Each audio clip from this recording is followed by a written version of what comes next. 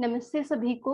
अ, मेरा नाम कीर्ति मौर्य है और आप सभी लोगों का बायोएंजाइम वर्कशॉप में बहुत-बहुत स्वागत है। सभी लोग अपना एक बार वीडियो ऑन रखेंगे तो मुझे अच्छा लगेगा कि कौन-कौन से जुड़े हुए हैं। तो मैं एक स्क्रीनशॉट लेना चाहूँगी आप सभी लोगों का। प्लीज़ अपने वीडियोज़ ऑन रखिए। Thank you so much.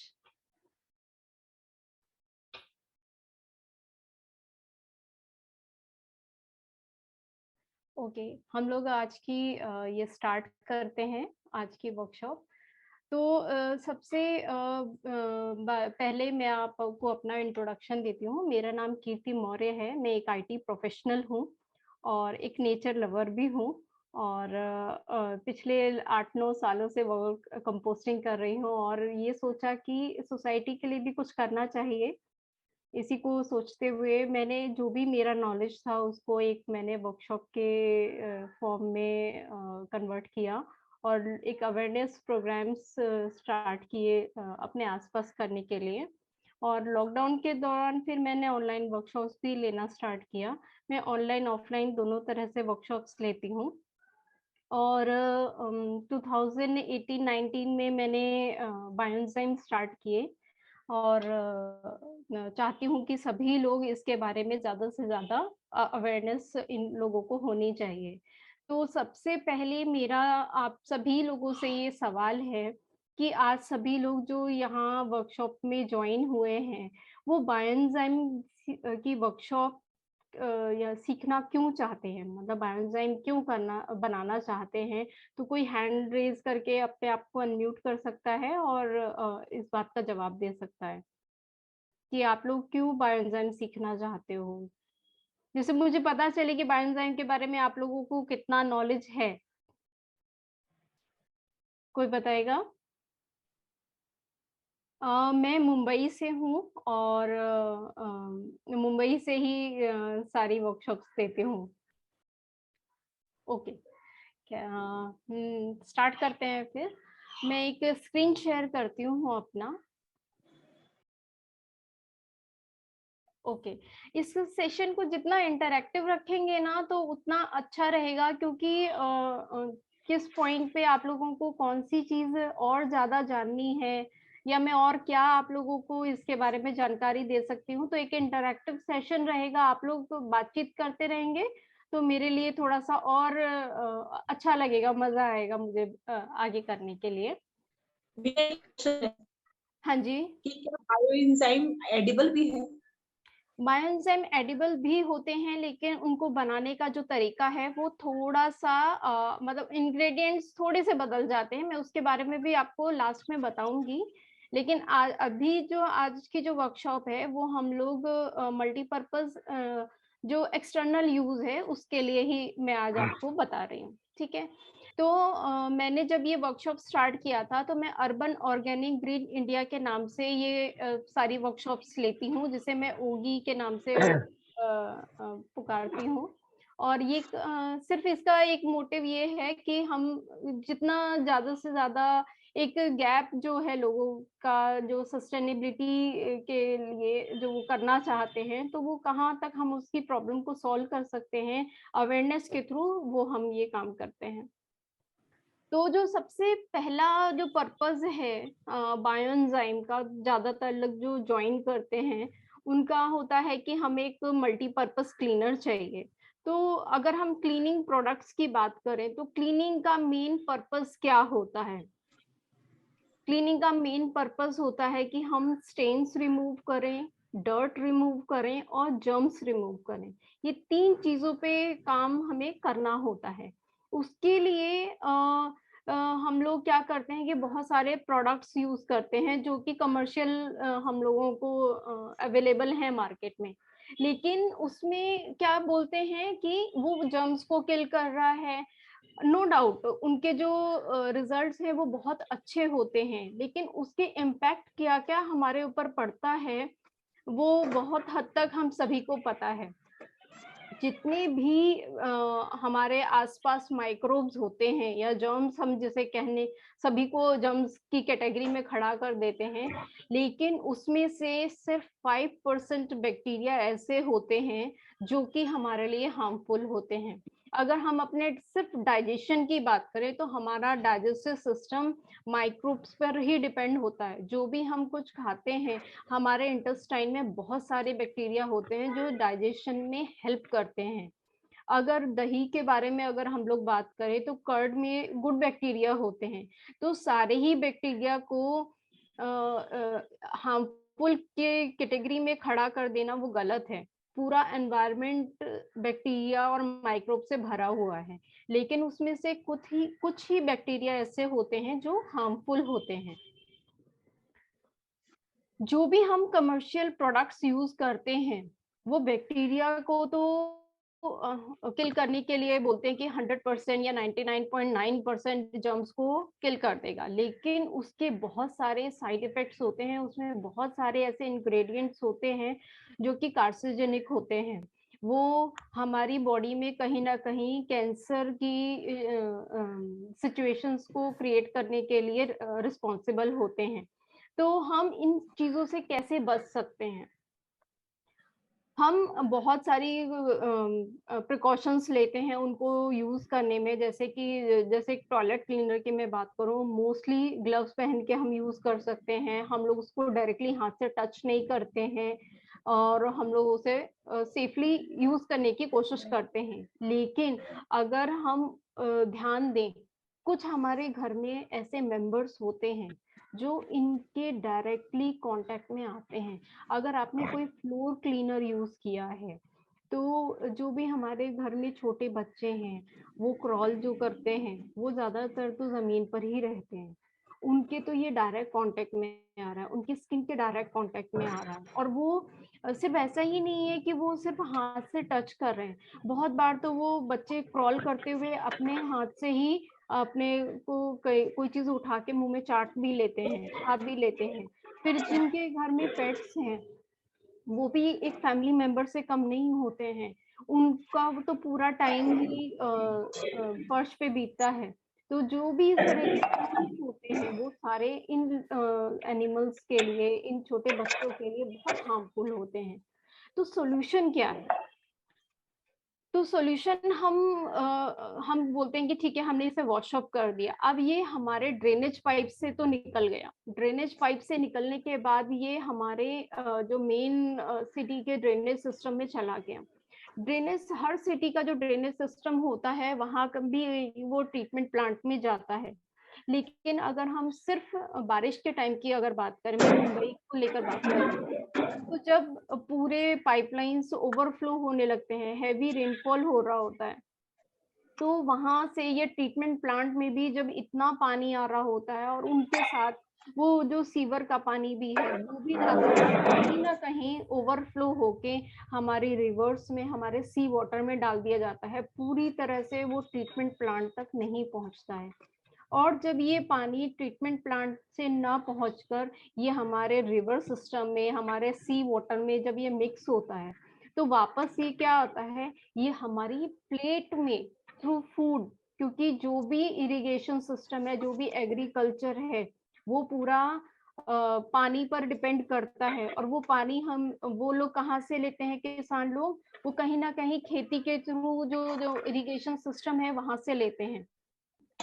तो जिन चीजों को हम अपने घर से निकाल रहे थे, वो कहीं ना कहीं हमारी प्लेट में सर्व हो रहा है, और वो डायरेक्टली हमारे खाने में जा रहा है, हमारे शरीर के अंदर जा रहा है। तो हम इनडायरेक्टली तो कहीं ना कहीं बच रहे थे उन चीजों से, लेकिन वो डायरेक्टली हमारे बॉडी के अंदर जा रहा है। वो कितना हमने थोड़ी देर के लिए उन जर्म्स को मार दिया, लेकिन जो उसके साइड इफेक्ट्स से, जो केमिकल्स से, वो डायरेक्ट हमारी बॉडी में जा रहे हैं।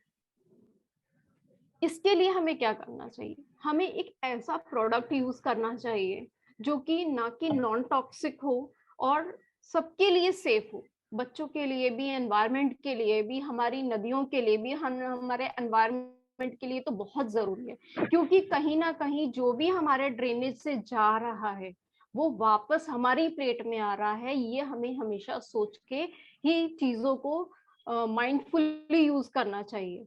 तो जो प्रोडक्ट होना चाहिए वो ऐसा होना चाहिए जो स्टेन्स को, डर्ट को, जर्म्स को रिमूव करे, नॉन टॉक्सिक हो, इको फ्रेंडली हो, ईज़ी टू यूज़ हो और कॉस्ट इफेक्टिव भी हो।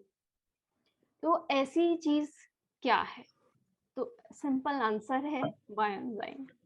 अब ये बायोएंजाइम क्या होता है? तो जो साइंस बैकग्राउंड से हैं, वो अगर जानते होंगे, तो एंजाइम्स बेसिकली आर प्रोटीन्स जो कि बायोलॉजिकल कैटलिस्ट होते हैं। कैटलिस्ट का मतलब होता है किसी भी केमिकल रिएक्शन को स्टार्ट करने के लिए या केमिकल रिएक्शन को फास्ट करने के लिए जो सब्सटेंस यूज किया जाता है, उसको एंजाइम बोलते हैं।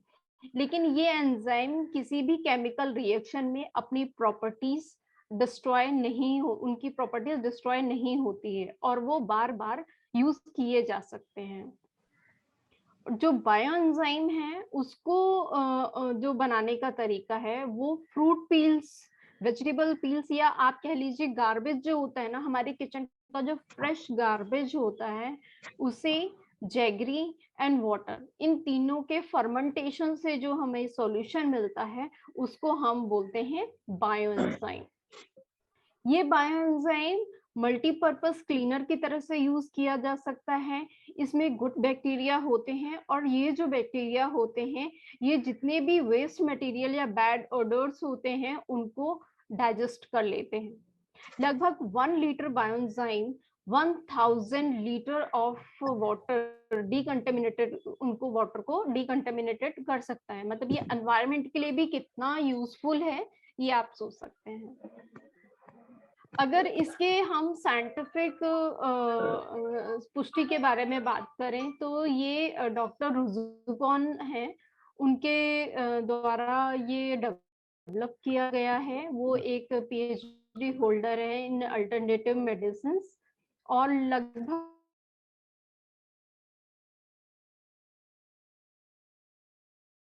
थाईलैंड की है ये और यूरोप में उन्होंने सक्सेसफुली एग्रीकल्चर में जहाँ पर नो एक्सपेंसेस के ऊपर उन्होंने पूरा ये एग्रीकल्चर डेवलप किया है, जहाँ पर हाई क्वालिटी प्रोड्यूस वो बनाती हैं और फार्मर्स को एक लो बजट एग्रीकल्चर डेवलप करने के लिए हेल्प करती हैं। अगर हम बायोएंजाइम की बात करें तो ये कहाँ-कहाँ यूज किया जा सकता है? आप इसे एज ए फर्टिलाइजर यूज कर सकते हो एग्रीकल्चर में, एनिमल हस्बेंड्री में यूज कर सकते हैं, एनवायरनमेंट के लिए जैसे मैंने बताया ये बहुत अच्छा होता है। आप इससे गार्बेज रिड्यूस कर सकते हो क्योंकि ये फ्रेश गार्बेज या वेजिटेबल पील से बनता है। ये वाटर ट्रीटमेंट में हेल्प करता है, एयर प्योरिफिकेशन में हेल्प करता है और लैंड पोल्यूशन में भी हेल्प करता है। इससे आप होम केयर प्रोडक्ट्स बना सकते हो और पर्सनल केयर के प्रोडक्ट भी बना सकते हो।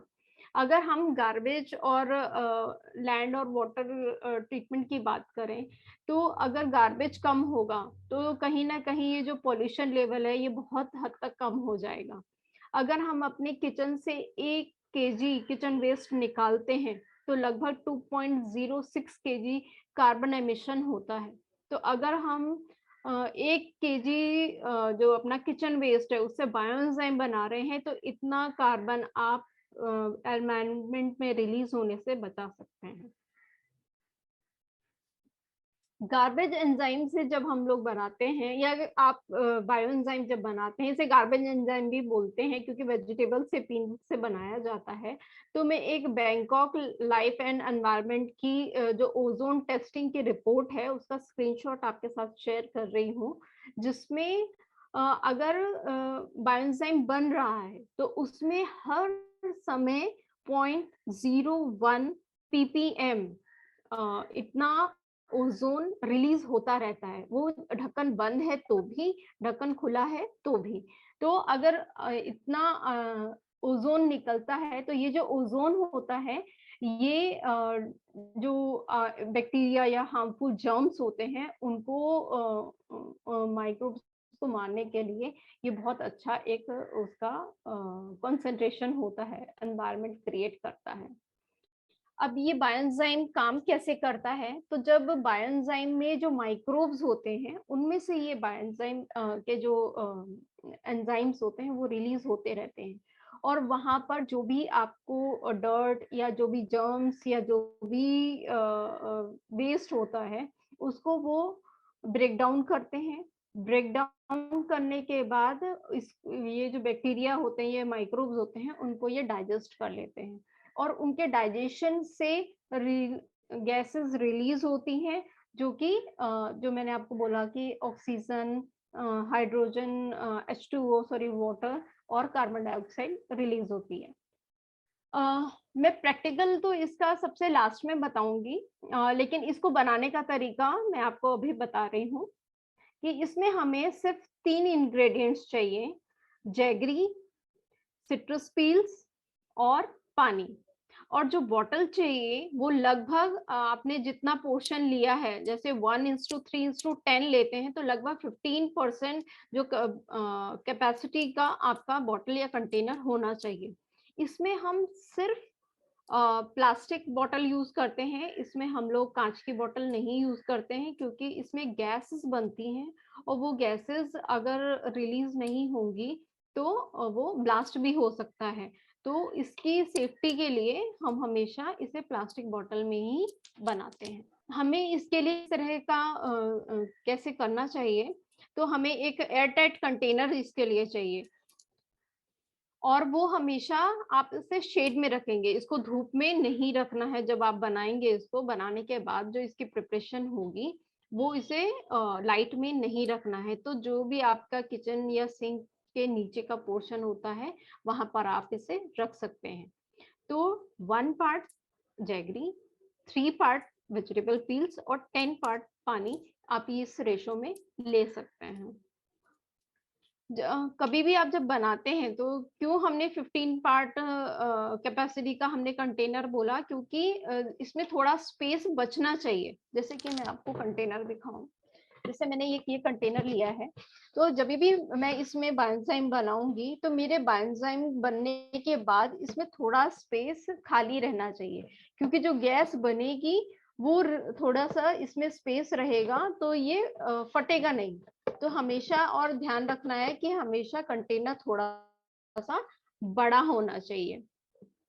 और बनाने के बाद जब हम इसे रखेंगे तो ये कितने दिन में तैयार होता है, ये 90 डेज में तैयार होता है। जब आप इसे बनाएंगे तो पिछने तक इसको रोज आना, इसके लिड को खोलना है, हल्का सा लूज करना है और फिर वापस से टाइट कर देना है। सिर्फ रोज आना इसे करना है। 1 महीने के बाद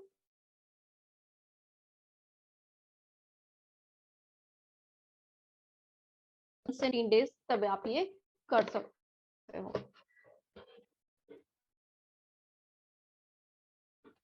इसके ऊपर एक ना वाइट लेयर आ जाती है बायोएंजाइम के ऊपर, तो वो एकदम नॉर्मल है। जैसे मैं आपको दिखाऊं, शायद है इसमें, यहाँ पर अगर आपको थोड़ी सी दिख रही होगी तो यहाँ पर एक ना वाइट लेयर ऊपर आ जाती है।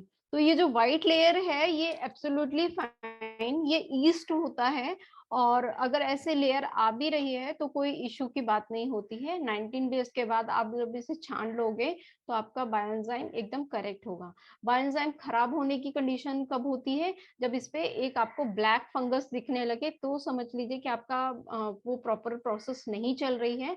और तब आप इसमें क्या कर सकते हैं, थोड़ा सा और गुड़ डाल दीजिए, और गुड़ डालने के बाद उसे मिक्स करके खूब अच्छे से देखिए कि एयर टाइट है कि नहीं, कंटेनर ऐसा तो नहीं है कि उसका ढक्कन लूज है। तो वो देखकर आप थोड़े दिन और रख दीजिए, 10 डेज। उसके बाद आप फिर से चेक कीजिए कि वो वापस से वो सारी चीजें वापस से वो उसमें ब्लैक बैक्टीरिया, मतलब जो ब्लैक फंगस आ रही है उसमें लेयर आ रही है, वो बननी बंद हो गई है, तो मतलब प्रोसेस वापस से ठीक हो गई है। तो हमेशा क्या ध्यान रखना है, हमें प्लास्टिक कंटेनर लेना है, ग्लास का कंटेनर नहीं लेना है। जो भी हमारे बायोएंजाइम्स होते हैं वो आप सिट्रस पील्स के अलावा जितने भी तरह के आपके वेजिटेबल पील्स हैं उनसे भी बना सकते हैं, लेकिन वो क्लीनिंग के लिए यूज नहीं होते हैं। क्लीनिंग के लिए हम लोग क्या यूज करते हैं, सिर्फ सिट्रस पील्स यूज करते हैं। इसके बेनिफिट्स क्या-क्या हैं? किसी भी सरफेस को क्लीन करने के लिए आप इसे यूज़ कर सकते हो।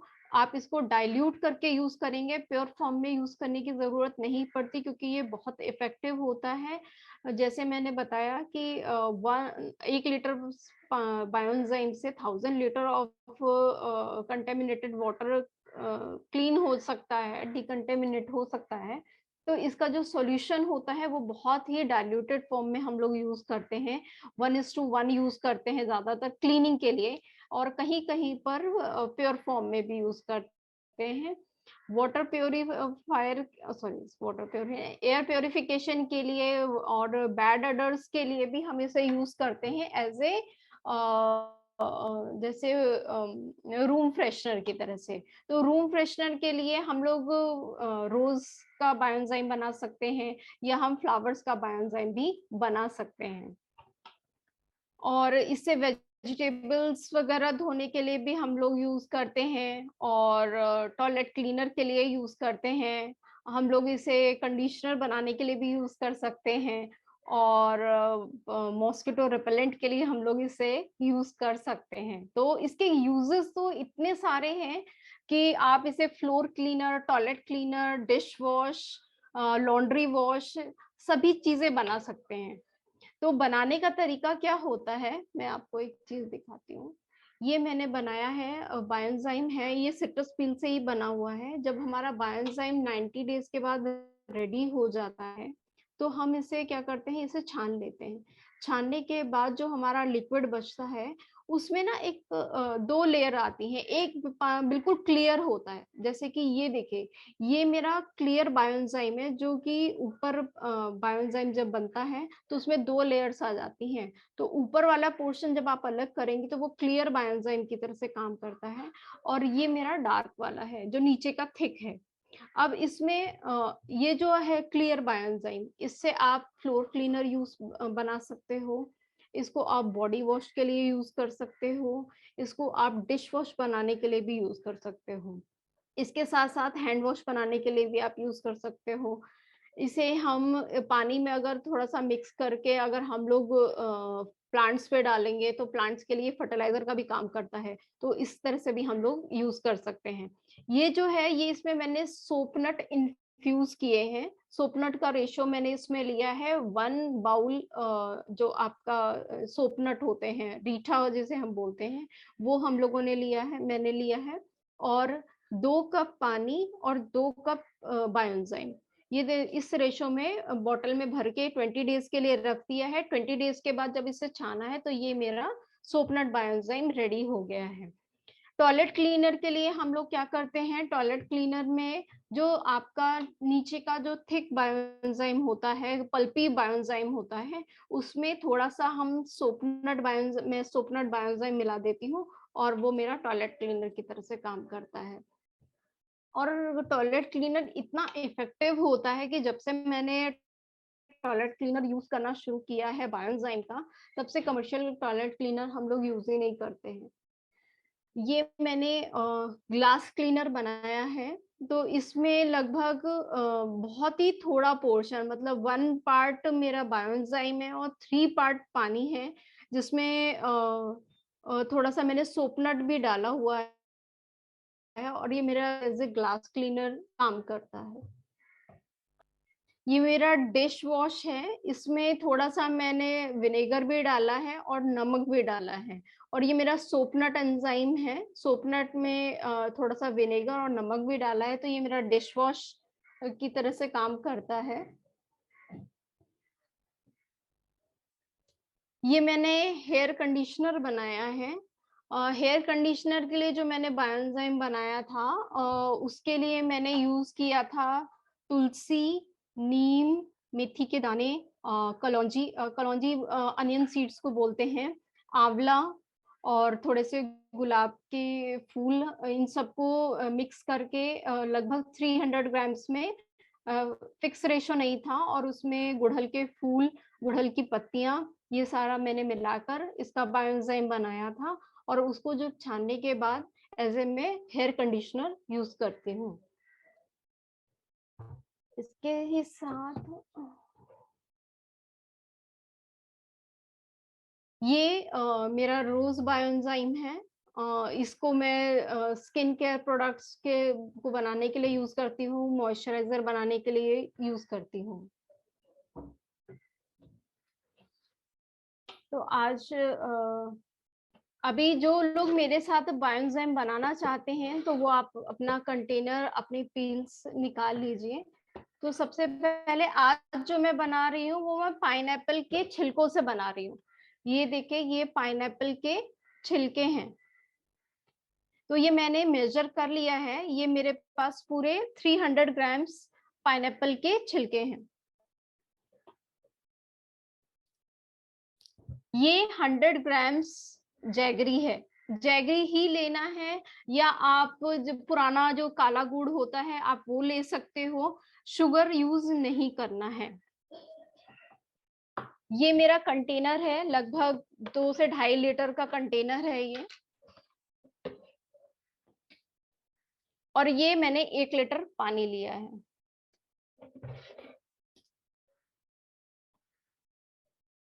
एक लीटर पानी को कंटेनर में डाल रही हूँ।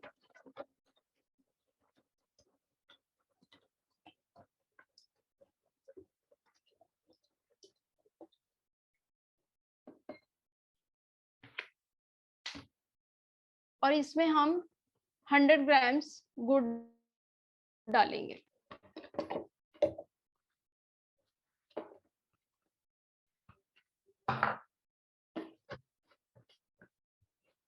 ये अच्छे से मिक्स हो जाए।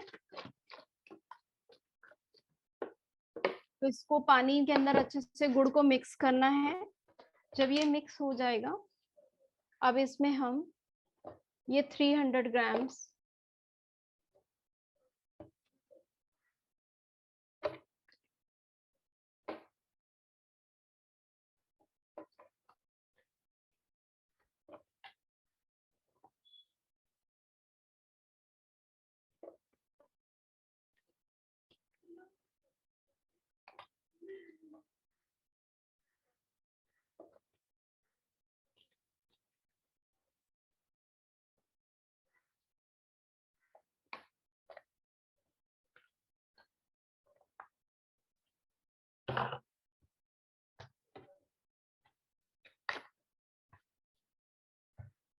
ये मेरा बायोएंजाइम बनने के लिए रेडी हो गया। इस पे मैं मार्क लगाऊंगी।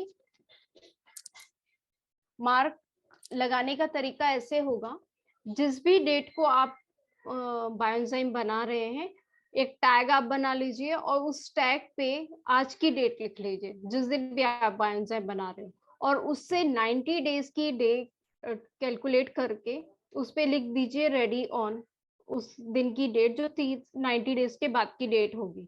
तो ये 90 डेज तक के बाद ही ये रेडी होगा। इस तरह का टैग आप हमेशा एक लगा के रखेंगे। जैसे कि आप देख रहे हैं, इसमें अभी भी इतना स्पेस बाकी है। तो रोजाना आपको क्या करना है, रोजाना इसको हल्का सा रिलीज करना है और फिर वापस से बंद कर देना है टाइट एकदम।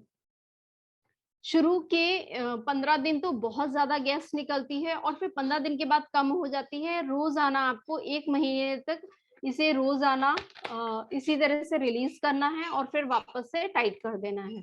1 महीने के बाद ये थोड़ा सा इसकी जो फ्रीक्वेंसी होती है गैस निकलने की वो कम हो जाती है और आप इसको हफ्ते में 2 बार कर सकते हो। उसके बाद आप 15 डेज में वंस एक बार आप निकाल के इसकी गैस रिड्यूस करके हो जाएगा। 90 डेज के बाद इसे छान लेना है और आपका बायोएंजाइम रेडी हो जाएगा।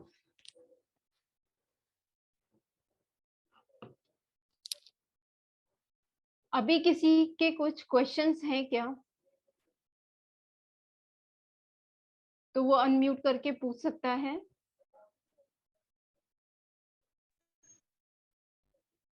मे आई आस्क क्वेश्चन? हाँ जी, बिल्कुल जी, मुझे ये पता है कि बायो एंजाइम जो रेडी होता है उसको नेक्स्ट बैच में ऐड करने से वो जल्दी तैयार बिल्कुल होता है। तो बिल्कुल उसकी बिल्कुल। कोई प्रॉपर क्वांटिटी होती है क्या?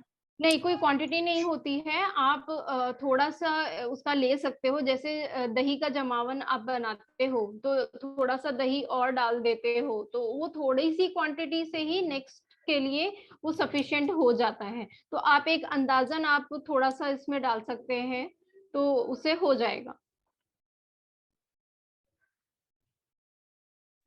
Thank you. और एक क्वेश्चन था कि हाँ। सभी फ्रूट्स पील्स के लिए सेम क्वालिटी हमें मिलेगी क्या? देखिए हर एक फ्रूट पील में अलग होता है। कई बार आपको हर एक फ्रूट की स्मेल जो बनने के बाद होती है वो इतनी प्लीजेंट नहीं होती है। ज़्यादातर जो सिट्रस पील्स होते हैं उनकी जो खुशबू होती है वो थोड़ी-सी प्लीजेंट होती है। तो वो ज़्यादातर क्लीनिंग के लिए यूज़ करते हैं। प्लस जो सिट्रस पील की क्लीनिंग प्रॉपर्टी होती है वो और फ्रूट्स के कंपैरिज़न में ज़्यादा अच्छी होती है। तो इसीलिए क्लीनिंग पर्पस के लिए अगर हम कोई प्रोडक्ट बना रहे हैं, तो उसके लिए हम लोग सिट्रस पील्स का ही यूज़ करते हैं। अगर आप फर्टिलाइज़र एज़ ए बनाना चाहते हो, तो आप कोई भी फ्रूट पील या वेजिटेबल पील यूज़ कर सकते हो। Thank you. मैम मैंने रोज़ पेटल का भी बनाया था, हाँ जी। पर क्वांटिटी अगर मैं मेज़रमेंट से लेती हूँ, हाँ। तो वो मतलब पेटल्स तो लाइट वेट होते हैं, हाँ, हाँ। है ना? तो वो पानी बहुत कम दिखता है और पेटल्स बहुत ज़्यादा हो जाता देखिए, है, तो जब इज़ आप इट ओके? हाँ, हाँ, बिल्कुल, बिल्कुल क्योंकि जो है ना आपको रेशो वही लेना है जब आपका जैसे ये बन गया, अभी इसमें तो क्या कहते हैं कि पूरा ये ऐसे दिख रहा है क्योंकि पेटल्स तो बहुत हल्के होते हैं, तो वो पूरे फूले हुए ऊपर तक भरे रहते हैं। हर बार आप जब गैस रिलीज़ करने के बाद जब आप उसे हल्का-सा शेक करेंगे ना, तो शेक करने के बाद धीरे-धीरे वो बैठना शुरू हो जाता है।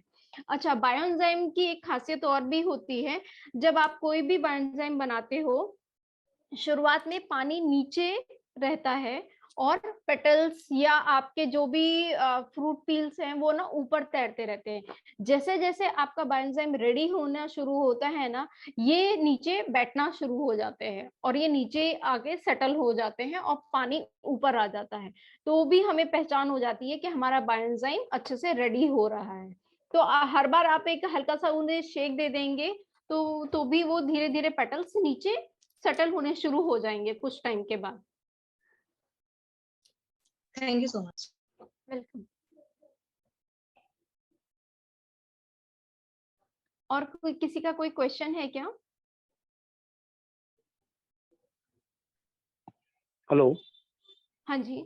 हेलो। हाँ, मैडम ये बताइए आपकी जैसे डिश क्लीनर बनाना अपने को, तो एक बार अपनों ने एंजाइम तैयार कर लिया, तो डिश हाँ जी। क्लीनर में क्या मिलाना है, टॉयलेट क्लीनर में क्या मिलाना, लॉन्ड्री वॉश के लिए क्या मिलाना उसमें, और फर्टिलाइजर सबसे के लिए पहला क्या काम मिलाना? मैंने आपको बताया हाँ, कि जैसे कि हमें ये जो मैंने ये सोपनट बायोएंजाइम है, जब आप इसको पूरा छान लेंगे, तो इसमें हमें सोपनट इन्फ्यूज़ करने होते हैं। तो सोपनट इन्फ्यूज़ करने का जो रेशो होता है 1:2:2 होता है। 1 पोर्शन सोपनट्स होते हैं, 2 पोर्शन वाटर और 2 पोर्शन हमारे बायोएंजाइम होता है। इसको आप 10 टू 15 डेज और 20 डेज इन्फ्यूज करने के लिए रख दीजिए। 20 डेज के बाद जब आप इसे छानेंगे तो वो आपका होगा सोपनट बायोएंजाइम। तो सोपनट बायोएंजाइम में अगर आपको हैंड वॉश बनाना है जैसे कि तो हैंड वॉश बनाने के लिए आप उसमें या तो ज़ैंथम गम थोड़ा-सा डाल सकते हैं या आप जो पार्डन? फ्लैक्स सीड्स होते हैं तो फ्लैक्स सीड्स आप इसमें थोड़ा-सा डाल देंगे भिगोकर, तो वो थोड़ा-सा एक आपको थिकनेस देगा, विस्कोसिटी देगा, तो वो आपका हैंड वॉश रेडी हो जाएगा। लॉन्ड्री वॉश के लिए जो आपका ये सोपनट बायोएंजाइम रेडी हुआ है, ये ही आप इसको 100 एमएल के करीब आप अपना लॉन्ड्री में डालेंगे, तो ये आपका एज़ अ लॉन्ड्री वॉश काम करेगा। इसी में मैं थोड़ा-सा नमक और थोड़ा-सा विनेगर डाल देती हूँ, तो ये मेरा डिश वॉश की तरह से काम करता है। जो टॉयलेट क्लीनर होता है, ये इसमें जैसे मैंने बताया कि बायोएंजाइम जब रेडी होता है, तो उसमें 2 तरह के लिक्विड तैयार होते हैं। एक बिल्कुल क्लियर होता है, तो वो ऊपर की तरफ बैठ जाता है और एक जो थिक पल्पी हमारा जो बायोएंजाइम होता है, वो नीचे की तरफ सेटल हो जाता है। तो आप इन दोनों को जब अलग कर लेंगे, जो पल्पी आपका जो बायोएंजाइम होता है, वो as a toilet cleaner use हो सकता है और उसमें अगर आप थोड़ा-सा ये सोपनट बायोएंजाइम मिक्स कर देते हैं, तो वो आपका बहुत अच्छा एक टॉयलेट क्लीनर यूज़ हो जाता है, उसमें और कुछ भी मिक्स करने की ज़रूरत नहीं पड़ती है।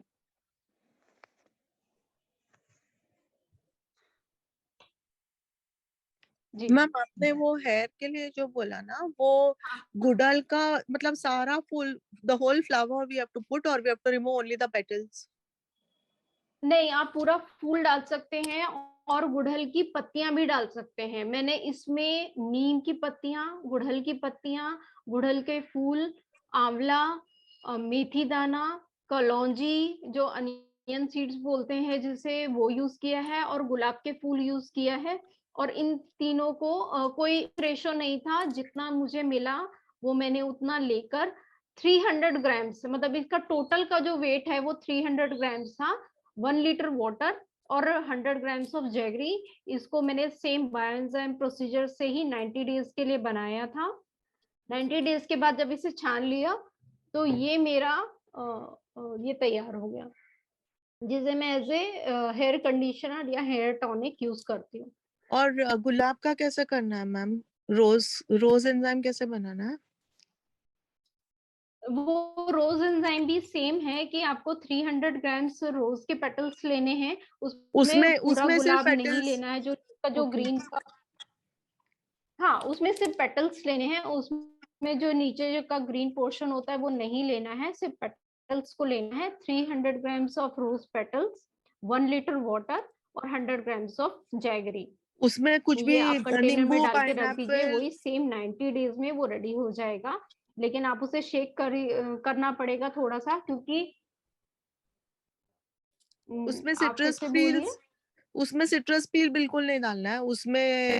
मौसम्बी, पाइनएप्पल, नींबू कुछ बिल्कुल नहीं डालना है उसमें? डालने की जरूरत नहीं है, अगर आप डालना चाहें तो आप डाल सकते हैं। जैसे कि आप दो तरह के जो पील्स हैं वो भी मिक्स कर सकते हैं, उसमें कोई मतलब इशू नहीं है। अगर आप जैसे बनाना चाहें कि रोज और आप गेंदे का बनाना चाहें तो भी आप बना सकते हैं, या रोज और नींबू का बनाना चाहें तो भी बना सकते हैं, कोई इशू नहीं है। जैसे और अगर ये जो मैंने आज इसमें ये पाइनएप्पल का बनाया, अगर इसमें मैं नींबू के छिलके भी डाल दूं तो भी कोई इशू नहीं है कि मैं आधा पोर्शन 150 ग्राम्स ऑफ अगर मैं पाइनएप्पल्स पील्स ले लेती हूँ। और ginger, garlic, onion peels ma'am डाल सकते हैं? जिंजर गार्लिक पील्स डाल सकते हैं, लेकिन आप उसे एज ए फर्टिलाइजर यूज कर सकते हैं। शुरुआत में मुझसे किसी ने पूछा था एडिबल के लिए, एडिबल भी बनता है और मैंने भी खुद के लिए बनाया है, लेकिन अभी तक उसकी मैंने बहुत ज्यादा उसको यूज नहीं किया है, इसलिए उसको मैं यहाँ पर आज डिस्प्ले नहीं कर रही हूँ। उसको बनाने का तरीका है कि वो ग्लास बॉटल में ही यूज बनता है, पहली बात। दूसरे, उसमें जैगरी की जगह आप हनी यूज करते हैं, और मैंने जो बनाया है वो आंवले का बनाया है। आप 1 मिनट वेट करें तो मैं आपको लाके दिखाती हूँ, 1 मिनट। ये मैंने आंवले का बनाया था और लगभग 2 लीटर के करीब बनाया था, छान के अभी इतना हुआ है, बाकी मैंने दूसरी बोतल में रखा है। तो ये आंवले का बनाया था, इसको मैंने ये बनाने के लिए हनी का यूज किया था और ग्लास के बोतल में बनाया था, प्लास्टिक के बोतल में नहीं। मैम कनेक्शन नहीं था ना? हाँ हाँ, थोड़ी देर के लिए कनेक्शन चला गया था। वो आप कुछ दिखा रहे थे ना, आमले वाला? हाँ हाँ, ये मैंने आंवले का बनाया था। तो ये मैंने कांच के ग्लास में ही, कांच की बोतल में ही बनाया था, और इसमें मैंने जैगरी की जगह हनी यूज किया था। मैम ये आमला कौन सा है, वेट या फ्रेश या ड्राई? फ्रेश फ्रेश फ्रेश आंवला। तो उसको सारा डाल सकते हैं या उस मतलब नहीं सीड नहीं, के साथ? सीड्स मैंने निकाले थे, सीड्स निकालने के बाद उसको वेट किया, तो सीड्स निकालने के बाद 300 ग्राम्स ऑफ आंवला, 100 ग्राम्स ऑफ हनी और 1 litre of water. Okay, and what about ginger, garlic and onion same peels? Same ratio आप यूज कर सकते हो। उसका रेशो किसी भी चीज के लिए चेंज नहीं होता है, हमेशा यही रेशो रहता है बायोएंजाइम बनाने का, 1:3:10। और मैम एक बार वो जो आप बोल रहे हैं ना, वो सोपनट इन्फ्यूज करना, वो थोड़ा मतलब can you explain in detail please? Ma'am, one sec. Ma'am, that Avla na, for what it is used, Avla bioenzyme? आंवला बायोएंजाइम मैं पीने के लिए यूज करती हूँ। ये like it what? Is like a probiotic. Okay, and the benefits of that? देखिए, आंवले के बहुत सारे बेनिफिट्स होते हैं। ये हेयर्स के लिए बहुत अच्छा होता है, सोर्स ऑफ विटामिन सी होता है। तो आंवला तो हमें हर तरह से बोलते ही है कि सर्दियों में फ्रेश आंवला खाना ही चाहिए, लेकिन बाकी सीजन आंवला जब अवेलेबल नहीं रहता है तो उसके लिए ये मैंने बायोएंजाइम बना के रखा हुआ है। So how much quantity can we take every day? इसको हमेशा डाइल्यूट करके एक तो यूज करना चाहिए, और मैंने अभी तक जिनसे सीखा है तो 3 स्पून्स आप लेते हो खाने से पहले, लगभग 10 मिनट पहले इसे एज ए प्रोबायोटिक लेना चाहिए और उसमें पानी मिक्स करके यूज करना चाहिए। तो कम से कम इक्वल क्वांटिटी, और उससे थोड़ा सा ज्यादा भी ले सकते हो। लगभग मैं हाफ ग्लास में 3 स्पून लेती हूँ इसके बायोएंजाइम के, आंवला बायोएंजाइम के। Okay, and ma'am, when you make this, तो उसमें जो गैस फॉर्मेशन होता है, that doesn't blast the bottle ना? नहीं, इसमें हम लोग क्या करते हैं कि जो मैंने बनाया था ना, तो मैंने इसमें थोड़ा सा ज्यादा गैप रखा था जिससे कि गैस रिलीज करने के लिए। और ये तो अभी मैंने छान लिया है तो एक ही बॉटल में रख दिया है। जब मैंने बनाया था तो ये 2 बॉटल्स में बनाया था और बिल्कुल हाफ क्वांटिटी डाला था इसमें, जिससे कि गैप ज्यादा रखा था। और इसको मैं दिन में 2 बार, शुरुआत के जो फर्स्ट मंथ था तो दिन में 2 बार मैं इसकी गैस रिलीज करती थी। प्लस ये थोड़ा सा जो बॉटल का माउथ था ये थोड़ा सा वाइड था, है तो ये टाइट ही, लेकिन इसका माउथ थोड़ा सा वाइड था, तो गैस थोड़ा सा इसमें एकदम ब्लास्ट होने वाली सिचुएशन नहीं आती है।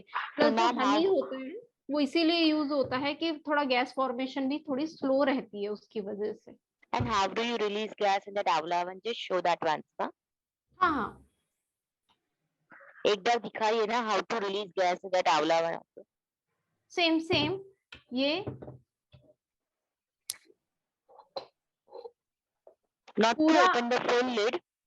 हाँ, पूरा नहीं निकालना, खोल के ऐसे नहीं करना है। अब तो ये रेडी हो चुका है, लेकिन आपको लूज करना है और देन आपको वापस से टाइट कर देना है। पूरा नहीं खोलना है? पूरा नहीं खोलना है। ओके। मैम, रोज बायो एंजाइम के यूजेस बताइएगा प्लीज। मैं मॉइस्चराइजर बनाने के लिए यूज करती हूँ। प्लस अगर आपको कहीं भी रैशेस हो रहे हैं स्किन पर, कहीं भी एलर्जी जैसा हो रहा है, तो उसके लिए आप रोज बायोएंजाइम यूज कर सकते हैं। डाइल्यूट करके भी यूज कर सकते हैं, और अगर आपका कट कहीं लगा हुआ है तो आप उसे प्योर फॉर्म में भी यूज कर सकते हो। तो रुई में डिप करके मैं रोज बायोएंजाइम यूज करती हूँ। डाइल्यूट करने का जो पोर्शन होता है 30 ml में आप 10 to 15 ड्रॉप्स डाल के अगर यूज करते हो, प्लस रूम फ्रेशनर में इसको यूज करती हूँ। तो रोज बायोएंजाइम में भीमसेनी कपूर और पेपरमेंट ऑयल मिलाकर मैं यूज करती हूँ as a room freshener. Bhimseni कपूर और क्या बोला मैम आपने? Peppermint oil. आप एसेंशियल ऑयल भी यूज कर सकते हो, पेपरमेंट का एसेंशियल ऑयल भी यूज कर सकते हो। Ma'am, any particular reason why इसमें हनी डालना है और जैगरी नहीं डाल सकते? जिनसे मैंने सीखा था तो उन्होंने जो मुझे बताया था कि आपको एडिबल के लिए जब आपको बायोएंजाइम बनाना है तो उसमें हनी यूज करना है। मैंने इसीलिए इसको बहुत ज्यादा थोड़ा सा इस सेशन में नहीं इंक्लूड किया था, क्योंकि अभी तक इसके बारे में भी मेरी स्टडी ही चल रही है, तो इसके बारे में पूरी जानकारी मुझे नहीं है। तो जिनसे मैंने सीखा था उनसे जो मुझे इंस्ट्रक्शन थी, तो अभी मैं पूरी तरह से उन्हीं को फॉलो करके ये बना रही हूँ। और मैम वो सोप नट्स वाला ठीक से समझ में नहीं आया, क्या करना है इन्फ्यूज, मतलब हाउ जो व्हाट टू डू? सोपनट होते हैं ना, सोपनट आपको जो रीठा मिलते हैं, आप बिना बीज निकाले 1 कटोरी सोपनट को 2 कटोरी पानी और 2 कटोरी बायोएंजाइम में एक कंटेनर में भरकर रख लीजिए। 20 डेज के बाद जब आप उसे छान लेंगे तो उसके बीज निकालकर आप वापस से वो 1 कटोरी सोपनट और 2 कटोरी पानी और 2 कटोरी बायोएंजाइम एक नेक्स्ट बैच के लिए रेडी कर सकते हैं। ऐसा आप 3 बार कर सकते हो। तो एक ही सोपनट आपका 3 बार यूज होगा। पहली बार में विद सीड यूज कीजिए, सेकेंड टाइम में सीड निकालने के बाद यूज कीजिए, और थर्ड टाइम में आप उसे चर्न कर सकते हैं मिक्सर ग्राइंडर में। और वही रेशियो सेम रहेगा, 1 बाउल आपका सोपनट, 2 बाउल्स वाटर और 2 बाउल्स आपके बायोएंजाइम। इनको 20 डेज के लिए इन्फ्यूज करके रख दीजिए और इन्फ्यूज करने के बाद जब 20 डेज हो जाएंगे तो उसे छान लीजिए, तो वो आपका सोपनट बायोएंजाइम रेडी हो जाएगा। हाँ, ये बन रहा है मेरा भी, मतलब मैं ये मेरी बैच में है। ओके इसमें सोपनट है ओके और 1 बाउल, मतलब मैं हमेशा इसको यूज करती हूँ इसमें डिटर्जेंट, एज ए डिटर्जेंट। बिल्कुल बिल्कुल, इसे एज ए आप लॉन्ड्री वॉश यूज कर सकते हो। तो इसी अगर इसे सोपनट बायोएंजाइम में ही अगर आप थोड़ा सा विनेगर और नमक मिलाते थे, ऐसे डिश वॉश आप यूज कर सकते हो। एक बार फिर से बताइए ना। फिर से बोलिए। एक बार फिर से बताइए ना, कोकोनट कैसे बनता है? सोपनट बनाने के लिए आप इसे आप सबसे पहले तो एक ही सोपनट को आप 3 बार यूज कर सकते हैं, सेम क्वांटिटी।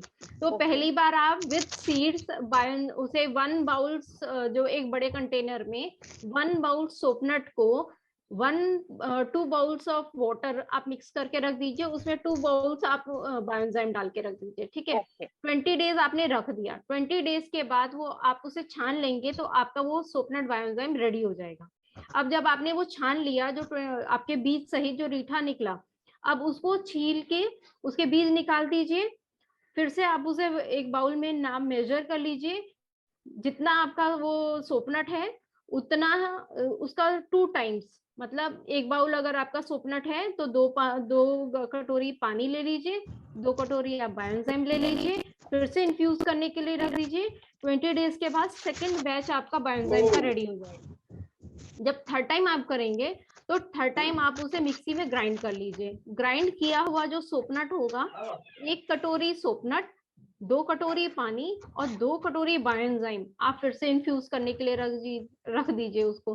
20 डेज के बाद आपका थर्ड बैच बायोएंजाइम का रेडी हो जाएगा और थर्ड के बाद आप उसको फिर फेंक सकते हो। जो बायोएंजाइम वो जो सोपनट है आपका, आप अच्छे से उसको निचोड़ के उसको छान के वो फेंक दीजिए। 3 बार आप एक ही सोपनट को 3 बार बायोएंजाइम बनाने के लिए, सोपनट बायोएंजाइम बनाने के लिए यूज कर सकते हो।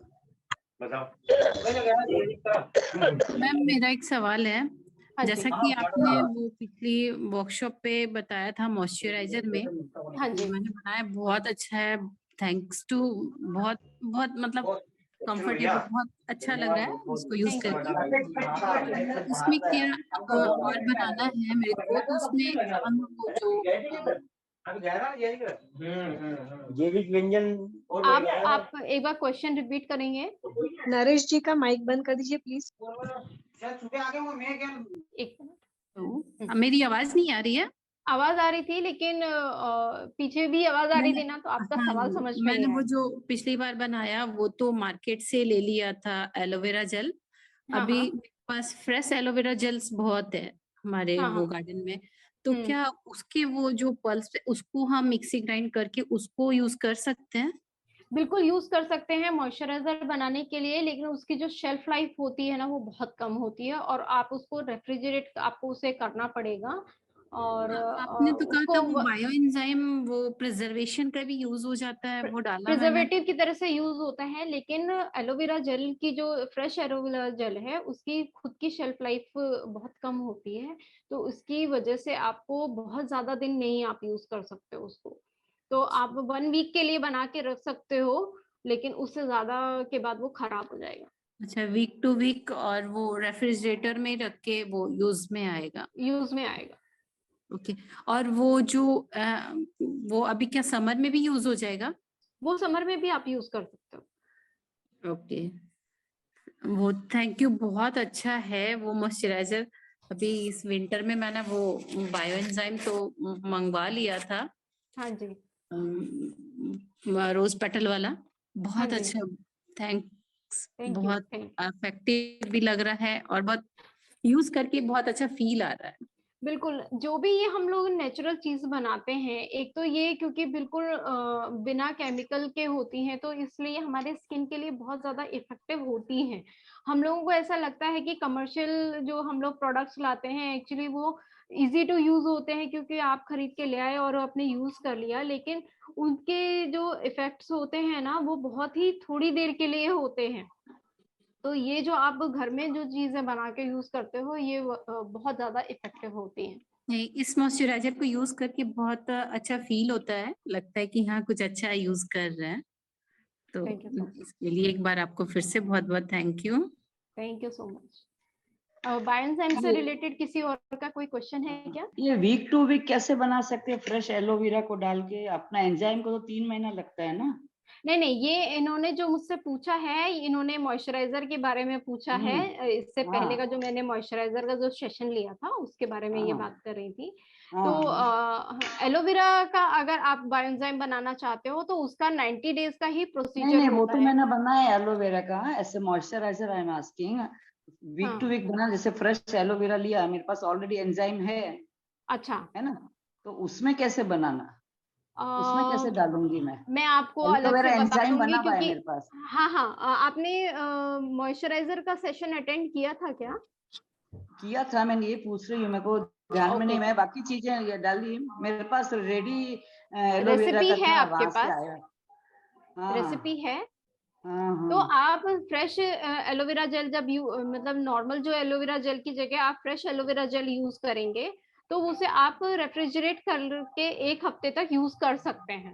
अच्छा, उसी में ये फ्रेश डाल दूं, है ना? हाँ, मतलब उसी में नहीं, आप एलोवेरा जेल की जगह फ्रेश एलोवेरा जेल भी यूज कर सकते हो। अच्छा, क्योंकि और बाकी सब बायोएंजाइम डालने से एंजाइम उसकी तो जो मैं शेल्फ लाइफ है बाहर वो ढूंढने 1 में हफ्ते यूज तक हो करती हूँ। जाएगी, लेकिन क्योंकि फ्रेश एलोवेरा जेल है इसलिए उसको रेफ्रिजरेट करना पड़ेगा।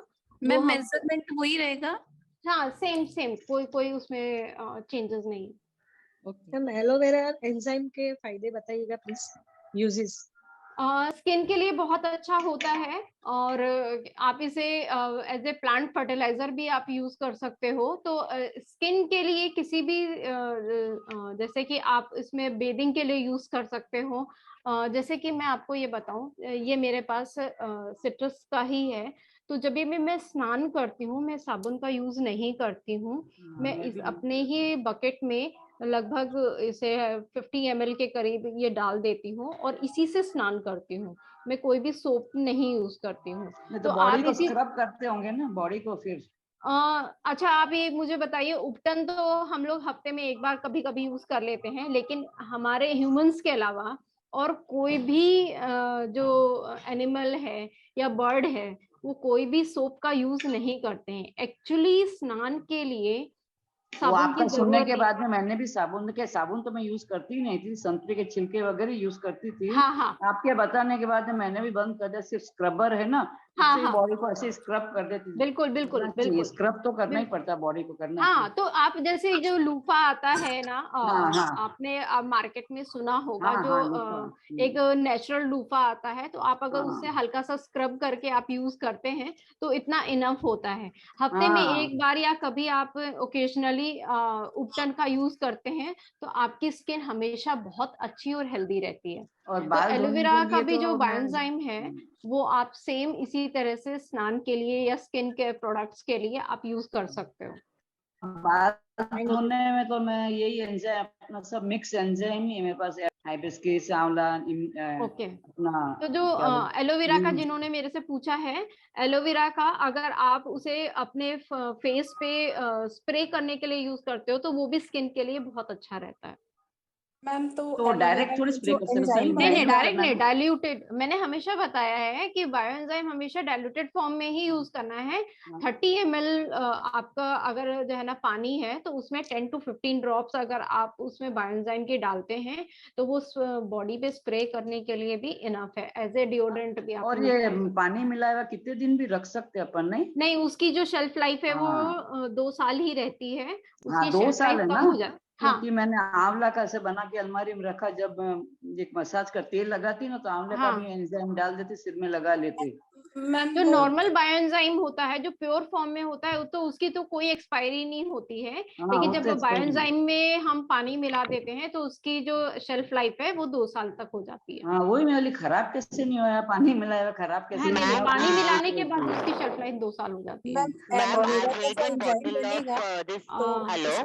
एक मिनट, ये एंजाइम का जो रेसिड्यू नीचे का बच जाता है ना, रेसिड्यू ज्यादा रहता है ना, हाँ, तो उसको मैं बर्तन मारने में लेती हूँ तो उसमें यूज और कर क्या सकते क्या हैं। मिलाऊं? जाड़ा जाड़ा रहता है ना मिक्सी में पीसने के बाद में, बहुत सारा है मेरे पास में। तो आप उसे छानते नहीं हो?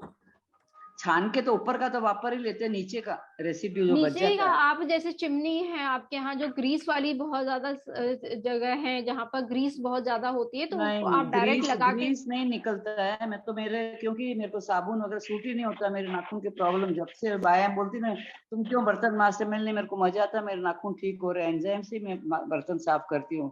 पीतल ओके। के तांबे में तो मजा आती है घसने में, वो हमको भी दो करती है।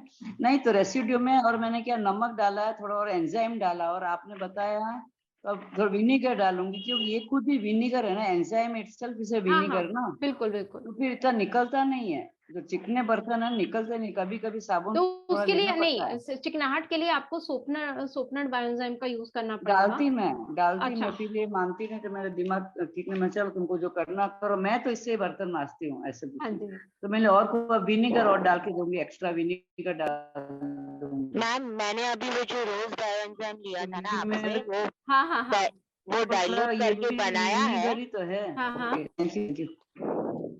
So after 15 days, I have seen some black particles residing in the bottom of my bottle.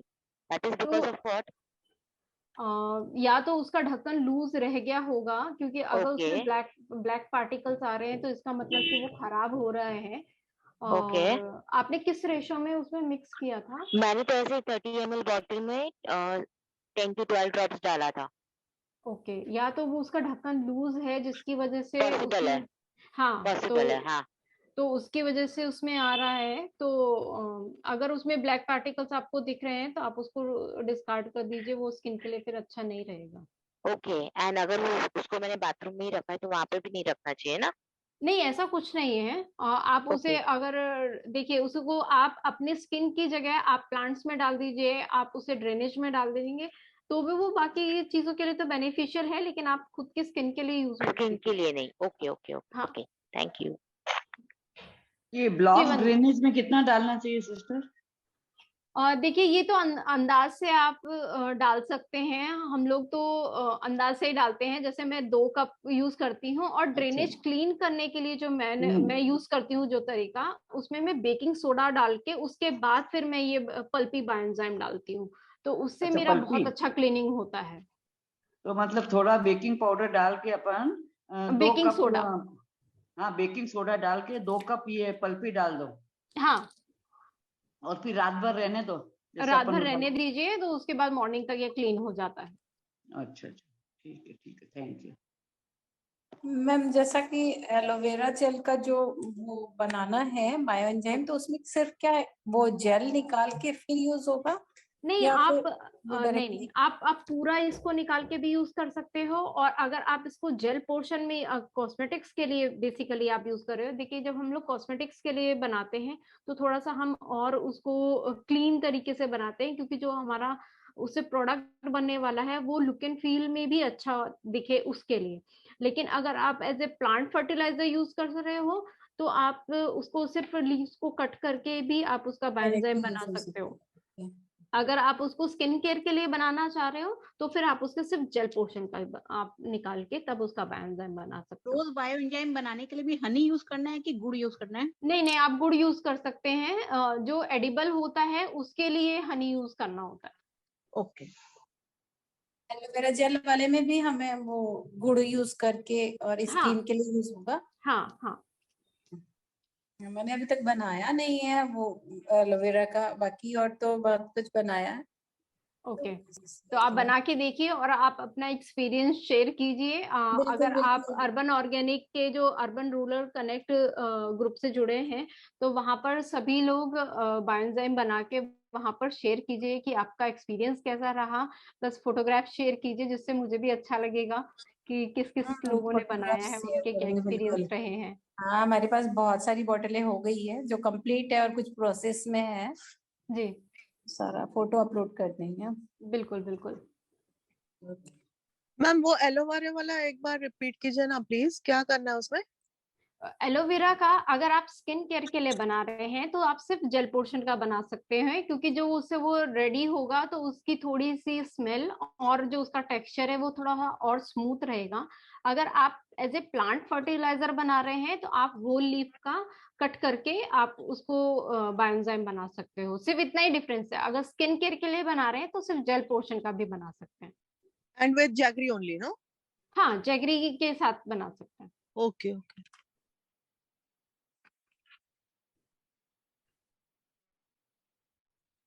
और किसी का कोई सवाल? आपके ग्रुप में जुड़ना हो तो कैसे जुड़ सकते हो अर्बन ऑर्गेनिक वाला? मैंने ये आपका मेरे को डायरेक्ट मैसेज एक कर दीजिएगा तो मैं आपको लिंक भेज दूंगी। Okay, can you share your number here please? एक मिनट मैं ग्रुप का एक बार दे देती हूँ यहाँ पर डिटेल्स। जो लोग यहाँ पर जुड़ना चाहें वो जुड़ सकते हैं। Just a minute. ये ग्रुप में मैं अपने अर्बन रूरल कनेक्ट का मैं लिंक शेयर कर रही हूँ। जो लोग इससे जुड़ना चाहें तो वहां पर इस लिंक को क्लिक करके आप इसमें मेरे ग्रुप में जुड़ सकते हैं। मैम पर्पस क्या होगा इस ग्रुप का? मैम पर्पस इसका ये है कि अर्बन रूरल कनेक्ट का मतलब है कि हम यहाँ पर जो गांव में लोग हैं जो इससे रिलेटेड बिजनेस कर रहे हैं, वो अगर अपने कोई प्रोडक्ट्स यहाँ पर डालना चाहें तो वो मेरे ग्रुप में डालते हैं। और जो अर्बन सेटअप में जो इस तरह के इको फ्रेंडली काम कर रहे हैं और अपने बिजनेस बना रहे हैं तो वो अपने प्रोडक्ट्स के बारे में डाल सकते हैं। अपनी कृषि से रिलेटेड जो रूरल एरिया में जो लोग हैं कुछ ऐसा काम करते हैं तो वो उसके बारे में अपडेट डालते रहते हैं।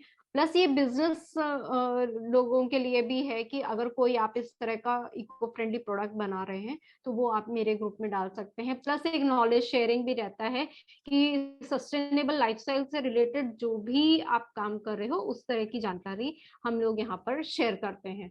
तो मेनली एक प्लेटफॉर्म देना है कि लोग अगर अपने बिजनेस के बारे में यहाँ बताना चाहें तो इस प्लेटफॉर्म पे आकर वो शेयर कर सकते हैं। मैम इसका बिजनेस इको फ्रेंडली ही होना चाहिए ना? हाँ, इको फ्रेंडली ही होना चाहिए और कोई इस तरह के प्रोडक्ट को एंटरटेन नहीं करते हैं। बाल किससे धोते हैं आप?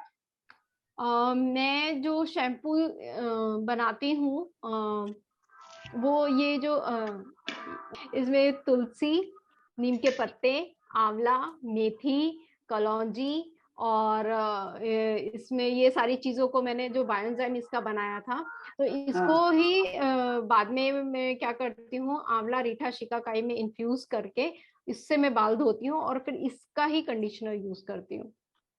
इन्फ्यूज करते और हाँ, ये बनने के बाद और भी डालना पड़ता है ना?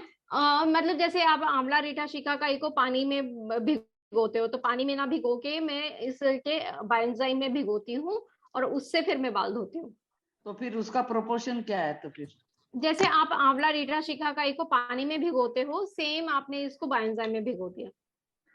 अच्छा, भिगो के फिर भिगोने के बाद जैसे आप आंवला, रीठा, शिकाकाई को बालों में लगाते हो उसके बाद फिर बाल धो लेते हो, सेम वही तरीका। मैम आंवला, रीठा, शिकाकाई को तो हम लोग ओवरनाइट भिगोते हैं तो हाँ, तो इसको भी ओवरनाइट भिगोती हूँ मैं। तो बायो एंजाइम में भी अगर भिगोना हो तो ओवरनाइट ही करना होगा?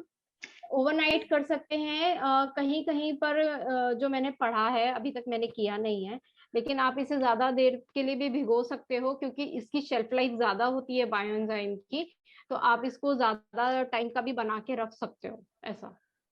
तो क्योंकि आंवला, रीठा, शिकाकाई को तो हम लोग ओवरनाइट वो भिगो देते हैं और सुबह उसे शैम्पू के जैसे शैम्पू कर लेते हैं। नो, मैं भी वैसे ही यूज करती हूँ। आप जैसे बोल रहे हैं रहता है ना वो एकदम? नहीं, हम तो वो पाउडर वाला नहीं मंगाते हैं, हम तो डायरेक्टली पूरा उसका सीड्स होते हैं। हाँ, तो उसको तो बॉईल करना पड़ता है। जो आंवला, रीठा, शिकाकाई को भिगोते हैं जो पूरा बॉईल करके और थोड़ा सा है ना वो कर लेती हूँ। नहीं, लेकिन बायोएंजाइम को कभी भी बॉईल नहीं करना चाहिए। मैं पाउडर यूज करती हूँ आंवला, रीठा, शिकाकाई का। इसीलिए पूछ रही हूँ कि फिर वो तो जैसे ओवरनाइट जब भिगोती हूँ तो फिर उसको थोड़ा सा एक बॉईल करके फिर उसको हाथ से पूरा मैश करके हाँ और फिर उसका पल्स वगैरह सब वो। तो जो आप उस टाइम पे ऐसा कर सकते हो कि जब आपने पल्प निकाल लिया तब उसमें थोड़ा सा आप बायोएंजाइम मिला लो। मैं पाउडर यूज करती हूँ, तो मैं पाउडर को बायोएंजाइम वाटर में ही सोक करती हूँ और उसके बाद उसको फिर डायरेक्ट जैसे मेहंदी लगाई जाती है सेम इस तरह से लगाने के बाद फिर तो मैं उसकी उसको थिकनेस वैसी पानी से धो होती है? लेती। हाँ जी। मेहंदी की तो मेहंदी जैसे हम लोग यूज करते हैं तो वो थोड़ा सा थिक होता है, तो ये हाँ तो बहुत लिक्विड होगा तो नहीं, फिर। एकदम लिक्विड नहीं होता है। मैं इसको थोड़ा सा थिक ही अपने बालों पे लगाती हूँ कि जिससे मैं थोड़ी देर आधा हाफ एन आवर अपने बालों में मेरे रुका रहे। अच्छा अच्छा। हाँ हाँ तो ये तो पाउडर जो फॉर्म आप में। बता रहे हो ना, जैसे जो लोग पूरा मैं क्या पाउडर करती नहीं हूँ ना, लेते आंवला हैं, रिटर्न वो बॉयल करते हैं और उसको निचोड़ के उसका पानी हाँ हाँ निकालते हाँ हैं, तो वो एक अलग हाँ तरीका ये हो सेम गया। वही। मैं जो यूज तो वो एक अलग मैं तरीका क्या हो गया। करती हूँ ना, आंवला रिटर्न तीनों को बॉईल कर लिया फ्लैक्स सीड्स डालकर, और हाँ जिससे हाँ मैं इसको 1 मंथ के लिए बना के रखी हूँ, और फिर हाँ जब हाँ मैं लगाती हूँ तो उसके साथ मैं हिबिस्कस का बायोएंजाइम मिलाकर फिर हिबिस्कस हाँ बायोएंजाइम ये भी और एक ये अच्छा तरीका शैम्पू है दोनों कि को फिर आपने मिक्स करके एक फिर हेयर में लगाती हूँ। हाँ मैम ये ये भी एक अच्छा तरीका है। मैम ये प्रोसेस अच्छा से सही समझ है नहीं ना? आ रहा, उनकी आवाज बहुत क्रैक कर रही है। हाँ हाँ मैं बताती हूँ उन्होंने क्या किया है कि आंवला रीठा शिकाकाई को लार्ज क्वांटिटी में वो बनाती हैं, बैच को बना के उन्होंने बॉईल करके छान लिया है और उसमें उन्होंने हिबिस्कस का बायोएंजाइम डाला है और उसमें उससे पहले क्या किया है, फ्लैक्स सीड्स को इन्फ्यूज किया है, जिससे क्या होता है कि एक शैम्पू वाला जो टेक्सचर आता है ना, विस्कोसिटी उसकी बढ़ जाती है और शैम्पू जैसा थिक होता है ना, ऐसी उसकी विस्कोसिटी हो जाती है। और क्योंकि मैं हैंड वॉश के लिए वो चीज यूज करती हूँ और एक हम लोग हैंड वॉश बनाने के लिए या तो ज़ैंथम गम यूज करते हैं या फ्लैक्स सीड्स यूज करते हैं। तो ज़ैंथम गम तो तुरंत ग्लिसरीन में थोड़ा सा ज़ैंथम गम मिक्स किया और बायोएंजाइम डाल दिया, तो वो हैंड वॉश रेडी हो जाता है। अगर आप फ्लैक्स सीड्स डालते हो तो फ्लैक्स सीड्स को भी इन्फ्यूज कर सकते हो और उससे जो एक ना विस्कस आता है, मतलब थोड़ा सा थिक आ जाता है, थिक बन जाता है आपका, तो वो आपको एज ए शैम्पू या as a hand wash use करने के लिए इजी हो जाता है। तो इन्होंने जो शैम्पू बनाया है वो आंवला रीठा शिकाकाई को बॉईल करके उसमें वो भी बॉईल किया, फ्लैक्स सीड्स भी बॉईल किया आपने? फ्लैक्स सीड्स भी बॉईल किया। हाँ फ्लैक्स सीड्स भी बॉईल किए तो उससे वो थिक हो जाता है और उसके बाद उसको छान लिया और उसके बाद उसमें उन्होंने हिबिस्कस बायोएंजाइम डाला है। पूनम गुड जी आइडिया है ना ये इस तो। रेसिपी के लिए थैंक यू, क्योंकि ये वाकई बहुत अच्छी रेसिपी है। ये लगभग 1 से 1.5 महीने तक ये शैम्पू आप बना के रख सकते हो। मैम मैं क्या करती हूँ, इसमें थोड़ा पेंजुरिक सीड्स भी डालती हूँ अच्छा और चाय हाँ पत्ती मेथी अच्छा लगता है। हाँ बॉईल करने के टाइम पर मैं चाय पत्ती भी थोड़ा डालती हूँ। थोड़ा आप चावल भी तो डाल सकते हैं, वो साउथ में बालों के चावल लिए डालते अच्छा बहुत रहता है, अच्छा राइट रहता है राइट। बालों के लिए। हाँ हाँ चावल बालों के लिए बहुत अच्छा हाँ। रहता है, राइट। डिटेल रेसिपी आप शेयर कर सकते हो ग्रुप में क्या? पूनम मैंने जी आप शेयर की हमारे थी। ग्रुप में है, जुड़िए और अपनी रेसिपी हमारे ग्रुप में शेयर कीजिए। हाँ मैंने शेयर किया था, ये रेसिपी मैंने शेयर की थी। अच्छा अच्छा एक बार फिर से करेंगे आप? Yes ma'am yes. ठीक है, तो आप लोगों को सबको पूनम जी की रेसिपी मिल जाएगी। और किसी का कोई सवाल है? मैम मैंने आंवला और एलोवेरा का मिक्सचर करके बायोएंजाइम बनाने के लिए रखा है, क्या उसका अच्छा। कुछ पर्टिकुलर यूज रहेगा? आंवला ये देखिए, आंवला और जो एलोवेरा है दोनों ही स्किन के लिए बहुत अच्छे होते हैं, तो आप इसे स्किन के लिए यूज कर सकते हो। और विटामिन सी का ये बहुत अच्छा सोर्स होता है। लेकिन आपने इसे कैसे प्लास्टिक की बोतल में बनाया है या इसमें आपने कांच की बोतल में बनाया है? नहीं, प्लास्टिक कंटेनर। प्लास्टिक के कंटेनर, तो आप इसे एक्सटर्नल यूज के लिए यूज कर सकते हो। आप इसे हेयर वॉश के लिए यूज कर सकते हो, कंडीशनर बनाने के लिए यूज कर सकते हो। ये हेयर टॉनिक बहुत अच्छा बन सकता है, क्योंकि आंवला भी बालों के लिए बहुत अच्छा होता है, एलोवेरा भी बालों के लिए बहुत अच्छा होता है, तो ये हेयर टॉनिक का काम कर सकता है। मैम वो आंवला रीठा शिकाकाई वाला वो 1 मंथ के लिए प्रिजर्वेशन वाला वो एक बार रिपीट करिए, क्योंकि मेरा वो नेट चला गया था, डिस्कनेक्ट हो गया तो मेरे को समझ नहीं आया। शैम्पू का पूछ रहे हैं आप? हाँ जी हाँ हाँ जी हाँ जी हाँ जी। पूनम जी आप बताएंगे? हाँ मैंने मैंने आंवला, रीठा और सिकाकाई तीनों बराबर क्वांटिटी लेकर रात में फुला दिया। 24 आवर्स फुलाने के बाद उसमें एक बराबर मात्रा में फ्लैक्स सीड्स डालिए बॉईल करने के वक्त, और 1/4 वाटर में यदि मैंने इसे फुलाया तो 3/4 वाटर लेके फिर मैंने इसे उबाला है। 40-45 मिनट मैंने बॉईल करके फिर इसे छान ली हूँ, जिसमें थोड़ी फेनुग्रीक सीड्स और चाय पत्ती के दाने भी डाला था, और फिर इसे छान कर और मैं इसे बॉटल में रख दी हूँ। और जब मैं हेयर वॉश करती हूँ, इसे लगाने के बाद इसमें थोड़ा सा डिस्टिल एंजाइम, बायो एंजाइम डालकर और फिर यही है। लेकिन मैम मैं एक बात कहना चाहती हूँ, जो हम लोग आंवला का कुछ भी बनाते हैं जो एक्सटर्नली यूज करने के लिए, तो क्यों ना हम लोग इसको इंटेक्ट के रूप में ज्यादा इस्तेमाल करें। नहीं, यूज कर सकते हैं बिल्कुल। और मेरा जो आंवले का बायोएंजाइम बनाने का पर्पस था वो यही था कि आंवला ज्यादा से ज्यादा यूज करना चाहिए तो खाने के लिए, तो इसीलिए मैंने उसको बायोएंजाइम जो बनाया, एडिबल बायोएंजाइम, वो इसी पर्पस से बनाया था। नहीं, मैं कह रही हूँ डायरेक्ट कुछ उसके अलग अलग रेसिपीज बनाकर खाएं तो वो ज्यादा हमारे बॉडी के लिए वो ज्यादा मतलब इफेक्टिव रहेगा। बिल्कुल बिल्कुल बिल्कुल। जैसे मैं तो आंवले का जैसे मुरब्बा हमेशा बनाती हूँ, आंवले के अचार सब बनाती हूँ आंवले का, और लेकिन बायो एंजाइम्स नहीं बनाती हूँ क्योंकि हम फ्लावर को आई थिंक हम लोग नहीं खाते हैं फ्लावर को, तो फ्लावर का तो बायो एंजाइम्स बना सकते हैं, लेकिन आंवला जो हम खा सकते हैं उसका बायो एंजाइम बनाने का कोई मुझे ऐसा लगता है कि कोई जस्टिफाइड नहीं है। तो अभी क्या होता है ना कि जैसे जो आंवला होता है आप उसे कैसे पका के खाते हो, लेकिन जब हम बायोएंजाइम बना रहे हैं तो बायोएंजाइम हम उसको पकाते नहीं है, वो हम उसमें ही पानी में फर्मेंट करते हैं। तो जो उसमें से जो हमें उसका एक्सट्रैक्ट मिल रहा है वो कहीं ना कहीं वो पूर्ण रूप से हमें मिल रहा है। जब भी कोई चीज कुक होती है, जो कुक होने के बाद उसका कुछ ना कुछ अंश एक डिस्ट्रॉय हो जाता है। तो इस पर्पस से मुझे जो लगता था कि जो मेरे माइंड में था, जिसको सोच के मैंने ये बनाया, और प्लस क्या होता है पूरे थ्रू आउट द ईयर ये आंवला अवेलेबल नहीं होता है, तो अगर आप इसे थोड़ा सा कुछ बना के रख लेते हो तो आप इसे through out the year use कर सकते हो। ये बात मैम आप हनी कौन सा और यूज एक करते और हो? रीजन है कि जैसे कि हर किसी को, हाँ जी, आप हनी कौन सा यूज करते हो बायोएंजाइम आंवला? हाँ जी, Which brand honey are you using? यहाँ जो अवेलेबल रहता है वही मैं यूज करती हूँ, क्योंकि ऑर्गेनिक तो सब जगह मिलना मुश्किल होता है। तो अभी तक तो जो अवेलेबल था मार्केट में मैंने उसी से ये बनाया था। Dabur you are using? हाँ, Dabur हाँ, या डाबर, पतंजलि? Dabur या पतंजलि? कोई सा भी आप यूज कर सकते हैं। मैंने शायद, मुझे भी याद भी नहीं है, शायद मैंने डाबर का यूज किया था। ओके। हाँ,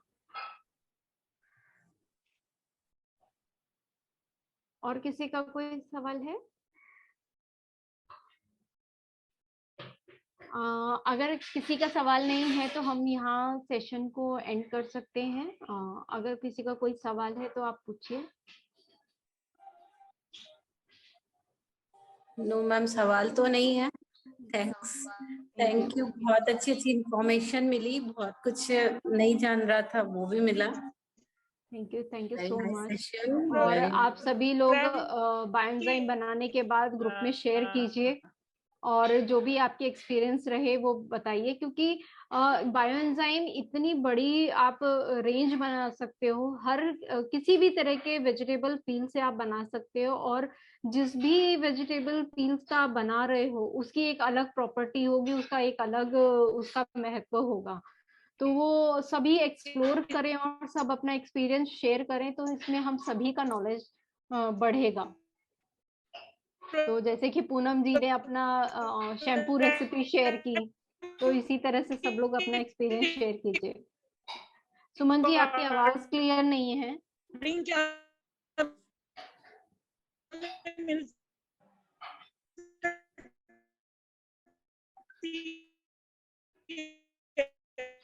आप चैट बॉक्स में लिख के बता सकते हैं, क्योंकि आपकी आवाज क्लियर नहीं है तो नहीं समझ में आ रहा है।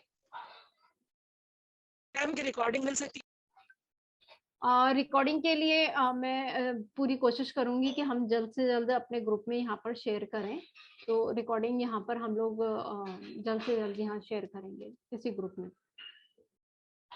तो सभी लोगों का आई थिंक सवाल अब नहीं है, तो हम इस सेशन को एंड करते हैं। आप सभी लोगों का बहुत बहुत धन्यवाद इस ग्रुप में यहाँ पर एक्टिवली आने के लिए और इस वर्कशॉप को इतना इंटरैक्टिव बनाने के लिए।